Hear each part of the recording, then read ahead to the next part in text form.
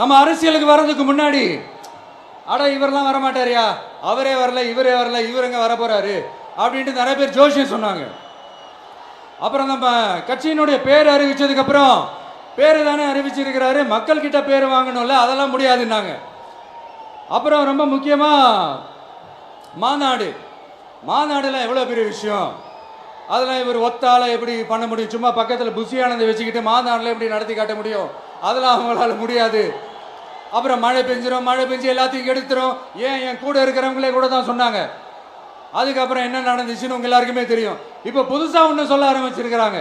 அது என்னடானா, ஆட்சியை பிடிக்கிறதெல்லாம் அவ்வளோ ஈஸி இல்லை இல்லையா.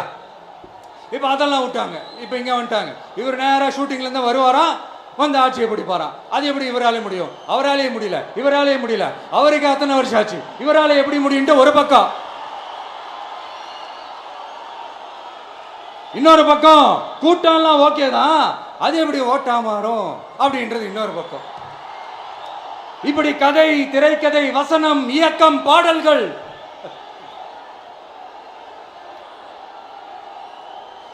அதனால இந்த அரசியல் ஆய்வாளர்களுக்கு நான் சொல்றதெல்லாம் ஒண்ணுதான், நல்லா கேட்டுக்கங்க. இந்த விஜய்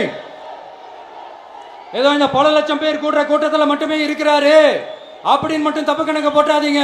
ஏன்னா நம்மளுடைய இந்த கூட்டம் வெறும் ஓட்டா மட்டும் இல்லைங்க, வரப்போற தேர்தலில் மக்கள் விரோத ஆட்சியாளர்களுக்கு நாம வைக்க போற வேட்டா,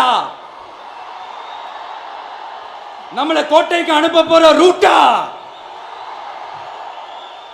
இருக்க போதுன்னு சீக்கிரமாவே தெரிஞ்சுப்பீங்க.